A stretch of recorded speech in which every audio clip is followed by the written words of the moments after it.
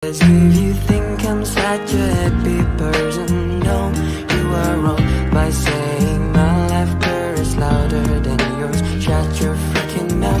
No one knows what I feel and what I suffer. No. Di sini bisa kita lihat pertama kali kita akan mempelajari suatu materi, maka kita harus tahu pengertiannya. Nah, di sini bisa kita lihat pengertian perusahaan manufaktur itu adalah perusahaan yang mengolah bahan baku menjadi produk jadi. Jadi yang dilakukan di sini adalah mengolah bahan baku menjadi produk jadi. Selain itu, kegiatan perusahaan manufaktur yaitu melakukan pembelian bahan baku, melakukan pengelolaan bahan baku dengan menggunakan tenaga kerja dan biaya pabrik lainnya, sehingga pada akhirnya menghasilkan produk jadi yang siap untuk disimpan dan dijual ke pasaran. Jadi ini aktivitas yang dilakukan perusahaan manufaktur. Jika kita lihat di sini dari pengertian, justru akan berbeda aktivitas yang dilakukan pada perusahaan jasa dan dagang. Oke, setelah pengertian kita sudah paham, maka kita harus tahu ciri-ciri perusahaan manufaktur. Ini ada beberapa ciri-ciri umum perusahaan manufaktur itu. Yang pertama, aktivitas operasionalnya adalah memproduksi bahan baku menjadi bahan jadi. Kemudian yang kedua, ciri-cirinya adalah pendapatan usahanya berasal dari menjual produk barang. Kemudian yang ketiga, memiliki persediaan produk secara fisik. Kemudian biaya produksinya terdiri dari biaya bahan baku, tenaga kerja, dan overhead. Kemudian melakukan perhitungan harga pokok produksi pada laporan laba rugi. Dan yang terakhir yaitu melakukan perhitungan harga pokok penjualan pada laporan laba rugi. Baik, yang perlu kita ketahui lagi tentang perusahaan manufaktur yaitu siklus akuntansi perusahaan manufaktur. Jadi kalau kita lihat sebenarnya siklus akuntansi perusahaan manufaktur ini tidak jauh berbeda dengan siklus akuntansi pada perusahaan jasa dan dagang.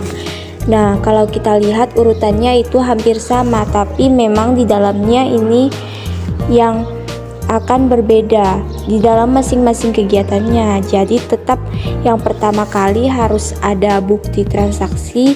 Ya, bukti transaksi ini bahwasanya adalah sebagai bukti terjadinya aktivitas pada perusahaan, baik itu mengeluarkan uang kas ataupun menerima memasukkan uang kas, dan juga kegiatan aktivitas lainnya yang berkaitan dengan keuangan itu nanti harus memiliki tanda bukti transaksinya. Dari bukti transaksi ini kita akan menyusun yang namanya jurnal. Ada perusahaan yang cukup menggunakan jurnal umum dan ada juga perusahaan yang menggunakan jurnal khusus. Nah, ini tergantung pada perusahaan kembali mau menggunakan jurnal khusus atau cukup dengan jurnal umum saja. Kemudian, apalagi yang akan dilakukan setelah melakukan penjurnalan dari transaksi yang sudah ada, maka nanti akan dilakukan pemostingan ke buku besar. Nah, di buku besar ini nanti kita akan mengelompokkan akun-akun yang sejenis ke dalam buku besar. Jadi nanti kita akan tahu masing-masing saldo itu berapa.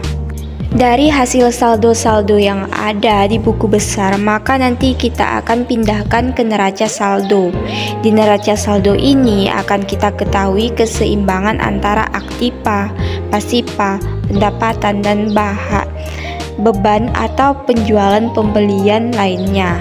Nah, setelah membuat neraca saldo, kita akan membuat jurnal penyesuaian. Jurnal penyesuaian ini berfungsi untuk menyesuaikan transaksi-transaksi yang terjadi tapi belum dicatat dan perlu disesuaikan, sehingga datanya menjadi valid. Jurnal penyesuaian ini tergantung transaksinya, apakah memang perlu disesuaikan atau tidak. Kalau memang tidak ada, maka di sini langsung bisa menyusun laporan keuangan. Tapi kalau memang ada yang perlu disesuaikan, maka kita harus menyusun jurnal penyesuaian. Nah, kita lihat di sini ada kertas kerja. Kertas kerja ini kata lainnya adalah neraca lajur atau worksheet.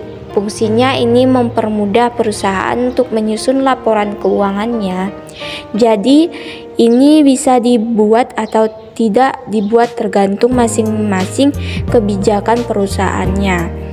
Jika dibuat nanti dari neraca saldo dan jurnal penyesuaian dilakukan, maka nanti kita bisa langsung buat kertas kerja. Dari kertas kerja ini kita bisa langsung buat laporan keuangannya. Nah, laporan keuangan perusahaan manufaktur itu terdiri dari laporan biaya produksi, laporan laba rugi, laporan perubahan ekuitas, laporan posisi keuangan, laporan arus kas, dan CLK atau catatan atas laporan keuangan. Nah, ini adalah laporan yang ada pada perusahaan manufaktur. Jadi kalau kita lihat perbedaannya dari perusahaan dagang itu terletak pada laporan biaya produksinya. Kemudian yang membedakan ini adalah isinya, isi dari laporan masing-masing laporan keuangan ini, baik itu dari akunnya atau data-data lainnya. Setelah di laporan keuangan, kita bisa langsung membuat jurnal penutup, kemudian neraca saldo setelah penutupan, dan satu lagi jurnal pembalik. Nah, jadi sama siklus akuntansi pada perusahaan manufaktur sama dengan dagang maupun jasa, tapi yang membedakannya data-datanya dan pencatatannya. Kemudian di sini ada buku besar pembantu ketika ada hutang piutang pada orang lain. Jadi misal ada konsumen kita melakukan piutang, nah di sini kita akan membuat buku besar pembantunya. Begitupun pada hutang. Nah, jadi inilah siklus akuntansi perusahaan manufaktur yang perlu kita ketahui. Selanjutnya yang perlu kita ketahui lagi adalah bagaimana kegiatan produksi perusahaan manufaktur. Jadi kegiatan produksinya itu melakukan pembelian bahan baku. Bahan baku ini akan melakukan pemakaian untuk membuat atau memproses produksi sehingga nantinya akan disesuaikan dan menjadilah barang jadi. Kemudian apalagi ada pemakaian buruh langsung atau tenaga kerja langsung yang akan menjadi pembebanan dalam melakukan proses produksi, kemudian akan disesuaikan dan hasilnya menjadi barang jadi. Kemudian pemakaian biaya produksi yang dikeluarkan dan akan dijadikan sebagai pembebanan dalam melakukan proses produksi, kemudian akan disesuaikan hingga nantinya jadi barang jadi. Ini jadinya adalah kegiatan produksi yang dilakukan dalam perusahaan manufaktur. Jadi di sini ada kegiatan pembelian bahan baku, ada kegiatan pemakaian tenaga kerja, langsung ada kegiatan pemakaian biaya-biaya produksi. Nanti semua ini akan disatukan digunakan untuk proses produksi suatu produk atau barang. Nanti jadinya proses berlangsung. Setelah berlangsungnya, maka nantinya akan ada suatu penyesuaian dan pada akhirnya menghasilkan suatu barang jadi. Jadi inilah kegiatan proses produksi perusahaan manufaktur. Akun-akun yang ada pada perusahaan manufaktur perlu kita ketahui juga, karena ada akun yang tidak temukan di perusahaan dagang dan jasa, tapi ada di perusahaan manufaktur. 1. Pembelian bahan baku digunakan untuk mencatat transaksi pembelian bahan baku. 2. Persediaan bahan baku digunakan untuk mencatat bahan baku yang sampai akhir periode tidak diproduksi. 3. Persediaan barang dalam proses digunakan untuk mencatat proses produksi yang kemungkinan tidak selesai sampai akhir periode dan akan dilanjutkan proses produksinya pada periode berikutnya. 4. Persediaan barang jadi digunakan untuk mencatat persediaan barang dalam proses awal periode yang akan dilanjutkan proses produksinya hingga terbentuk barang jadi. Barang jadi yang belum terjual sampai akhir periode maka akan diakui sebagai persediaan barang jadi. Ikhtisar harga pokok produksi digunakan untuk menampung pembebanan semua biaya produksi sehingga pada akhir periode semua biaya produksi akan dibebankan pada akun ikhtisar harga pokok produksi. Selanjutnya di dalam perusahaan manufaktur ada penggunaan atau metode pencatatan. Yang pertama itu secara periodik atau periodical system, yang mana pencatatannya dilakukan periodik atau berkala. Nah, sedangkan sistem perpetual ini dilakukan pencatatannya secara rutin atau secara terus-menerus kata lainnya. Nah, jadi dua pencatatan ini kalau kita lihat sama dengan pencatatan yang ada di perusahaan dagang, kecuali di perusahaan jasa tidak menemukan sistem pencatatan seperti ini. Nah, di sini kita ketahui bahwa bagaimana pencatatan transaksinya sebagai akuntansi perlu dipahami adalah pencatatannya ketika terjadi transaksi, bagaimana dan apakah yang harus kita lakukan di sini. Nah, di sini yang pertama kita lakukan membahas tentang pencatatan transaksi bahan baku langsung. Jadi di sini adalah contoh transaksinya. Di sini ada metodenya, apakah kita menggunakan metode periodik atau kita menggunakan metode perpetual. Nah, kalau kita lihat di sini ketika ada pembelian bahan baku tunai atau kredit, kita gunakan metode periodik, maka nanti kita debitnya itu adalah pembelian bahan baku, kemudian nanti kreditnya kas atau hutang. Kalau memang belinya tunai, maka kreditnya kas. Kalau belinya kita kredit, maka berarti kreditnya hutang. Nah, bagaimana dengan metode perpetual? Metode perpetual, maka di debitnya persediaan bahan baku, bukan pembelian bahan baku, tapi persediaan bahan baku. Kemudian kas atau hutang berada di kredit.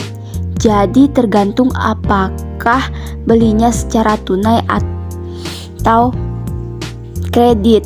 Nah, kemudian di sini ada retur pembelian bahan baku. Nah, jadi ketika terjadi retur pembelian bahan baku, maka di debit itu adalah kas atau hutang. Kemudian kreditnya adalah retur pembelian bahan baku. Inilah kalau menggunakan metode periodik. Kalau menggunakan metode perpetual, maka di debitnya kas atau hutang. Kemudian kreditnya persediaan bahan baku. Nah, seandainya ada transaksi pemakaian bahan baku, maka di periodik tidak melakukan pencatatan, sedangkan di perpetual kita akan melakukan pencatatan. Debitnya barang dalam proses, kemudian kreditnya persediaan bahan baku.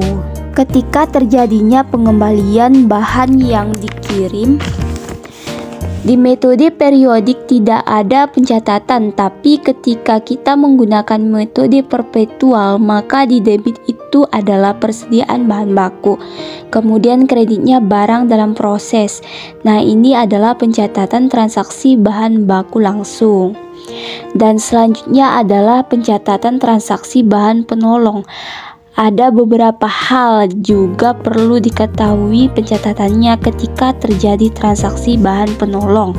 Yang pertama, ketika dilakukan pembelian bahan baku penolong, baik secara tunai maupun kredit, maka ketika kita menggunakan metode periodik di debit, ada pembelian bahan penolong dan kreditnya adalah kas atau hutang. Sedangkan kita menggunakan metode perpetual, maka debitnya persediaan bahan penolong dan kreditnya kas atau hutang. Kemudian jika ada transaksi retur pembelian bahan penolong, baik tunai atau kredit, jadi pencatatannya dilakukan jika menggunakan metode periodik, debitnya adalah kas atau hutang, dan sedangkan kreditnya adalah retur pembelian bahan penolong. Dan sedangkan kita menggunakan metode perpetual, maka debitnya kas atau hutang dan kreditnya persediaan bahan penolong. Ketika ada transaksi yang berkaitan dengan pemakaian bahan penolong, maka di metode periodik tidak ada pencatatan, sedangkan di metode perpetual kita akan melakukan pencatatan debitnya, biaya overhead pabrik, sedangkan kreditnya persediaan bahan penolong. Nah, jika ada pengembalian bahan yang dikirim, maka di metode periodik tidak ada pencatatan, sedangkan di perpetual debitnya persediaan bahan penolong, sedangkan kreditnya biaya overhead pabrik. Nah, inilah adalah pencatatan transaksi pada bahan penolong. Selanjutnya, ketika kita melakukan pencatatan transaksi barang dalam proses, ketika ada transaksinya, pencatatan persediaan barang dalam proses di sini menggunakan metode periodik, tidak melakukan pencatatan. Tapi kalau kita menggunakan metode perpetual, maka debitnya persediaan barang dalam proses, kreditnya barang dalam proses. Selanjutnya, pencatatan transaksi barang jadi atau produk jadi. Nah, jika ada transaksi pencatatan barang jadi, maka dengan menggunakan metode periodik, maka kita tidak melakukan pencatatan. Tapi kalau kita menggunakan metode perpetual, maka debitnya persediaan barang jadi, kreditnya barang dalam proses. Kemudian, jika terjadi transaksi pencatatan penjualan produk jadi secara periodik, maka debitnya kas atau piutang. Nah, sedangkan kreditnya penjualan. Sedangkan jika kita menggunakan metode perpetual, maka debitnya kas atau piutang, kreditnya penjualan, dan kita mendebitnya harga pokok penjualan dan juga kreditnya persediaan barang dagang. Ini adalah pencatatan transaksi barang jadi atau produk jadi. Selanjutnya, pencatatan transaksi tenaga kerja langsung. Jadi, jika nanti ada transaksi pencatatan gaji dan upah yang akan dibayarkan, maka kita menggunakan metode periodik. Maka kita mendebitnya beban gaji dan upah, dan kreditnya kas atau utang gaji dan upah. Metode perpetual juga sama, debitnya beban gaji dan upah, kreditnya kas atau utang gaji dan upah. Jika transaksi adalah pendistribusian gaji dan upah, maka nanti secara metode periodik kita akan bikin pencatatan debitnya upah langsung, debitnya beban upah tak langsung, debitnya beban penjualan, debitnya beban administrasi dan umum, kreditnya beban gaji dan upah. Nah, itu juga dengan metode perpetual, yaitu debitnya barang dalam proses, biaya overhead pabrik, beban penjualan, beban administrasi dan umum, dan kreditnya beban gaji dan upah. Nah, ini cara pencatatan transaksi tenaga kerja langsung. Dan selanjutnya adalah pencatatan transaksi biaya overhead pabrik. Ketika terjadi transaksi terkait pencatatan biaya overhead, ketika kita menggunakan metode periodik, debitnya biaya overhead pabrik, kreditnya bahan penolong, upah tak langsung, akumulasi penyusutan, asuransi dibayar di muka, biaya overhead pabrik, dan begitu juga dengan perpetual juga mendebit biaya overhead pabrik, bahan penolong, upah tak langsung, akumulasi penyusutan, asuransi dibayar di muka. Kreditnya biaya overhead pabrik lainnya. Ketika transaksinya berkaitan dengan pendistribusian biaya overhead, maka metode periodik tidak melakukan pencatatan, sedangkan perpetual akan melakukan pencatatan. Debitnya barang dalam proses, kreditnya biaya overhead pabrik. Nah, inilah cara pencatatan transaksi biaya overhead pabrik.